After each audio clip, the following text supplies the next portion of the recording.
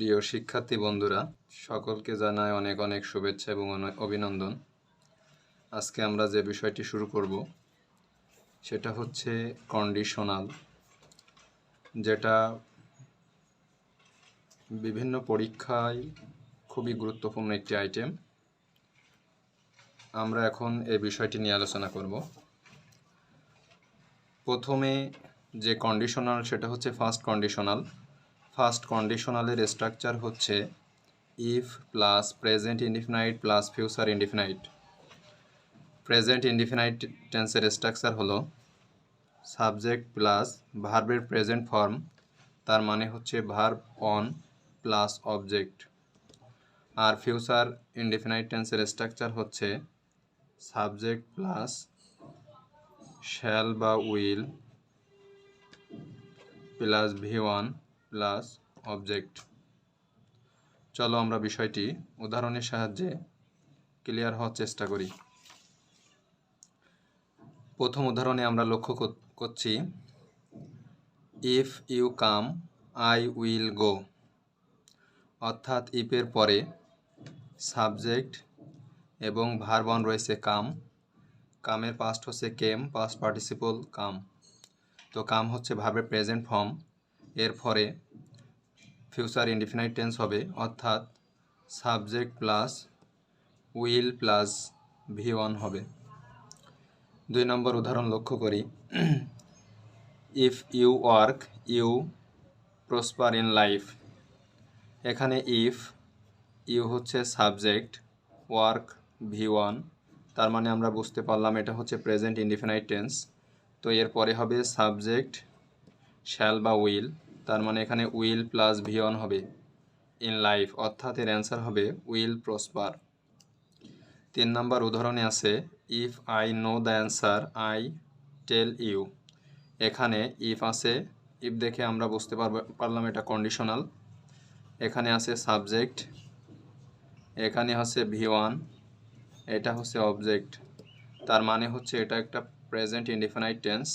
এর পরে হবে ফিউচার ইনডিফিনাইট, অর্থাৎ উইল প্লাস V1, অর্থাৎ উইল টেল হবে অ্যান্সার। শিক্ষার্থী বন্ধুরা, আশা করি তোমরা ফার্স্ট কন্ডিশনাল বুঝতে পেরেছো। এখন আমরা যে বিষয়টি নিয়ে আলোচনা করব সেটা হচ্ছে সেকেন্ড কন্ডিশনাল। ইফ এর পরে যদি পাস্ট ইনডিফিনাইট টেন্স থাকে, পাস্ট ইনডিফিনাইট টেন্সের স্ট্রাকচার হচ্ছে সাবজেক্ট প্লাস ভার্বের পাস্ট ফর্ম, যেটাকে আমরা V2 বলি, প্লাস অবজেক্ট। ইফ এর পরে যদি পাস্ট ইনডিফিনাইট টেন্স থাকে তাহলে এর পরে হবে subject plus would could might plus V1 plus object. Would could might এই তিনটার মধ্যে যে কোনো একটা হবে। এবার আসো আমরা উদাহরণের সাহায্যে বিষয়টি ক্লিয়ার হওয়ার চেষ্টা করি। 4 নম্বর উদাহরণ if I were rich I travel around the world. এখানে ইফ এর পরে আই হচ্ছে সাবজেক্ট, ওয়ার হচ্ছে ভার্ব, এটা V2, এটা হচ্ছে অবজেক্ট। তাহলে এটা আছে পাস্ট ইনডিফিনাইট টেন্সে, তাহলে পরবর্তী যে ক্লজটি আছে এটা হবে subject plus would could might এর যে কোনো একটা প্লাস ভার্ব অন। তো আমরা এখানে উড দিয়েছি, উডের পরে ভার্ব অন ট্রাভেল হবে। 5 নম্বর উদাহরণটি লক্ষ্য করি if we had a boat we cross the river. এখানে ইফের পরে ভার্ব আছে V2, সাবজেক্ট উই, ভার্ব আছে V2 অর্থাৎ পাস্ট ফর্ম, অবজেক্ট আছে এ বোট। যেহেতু এটা পাস্ট ইনডিফিনাইট টেন্স আছে, এখানে উড কুড মাইট এর যে কোনো একটা হবে প্লাস ভার্ব অন হবে। এখানে একটা বিষয় লক্ষণীয়, আমরা হ্যাড দেখলেই মনে করি এটা past perfect tense. Past perfect tense কখন হবে?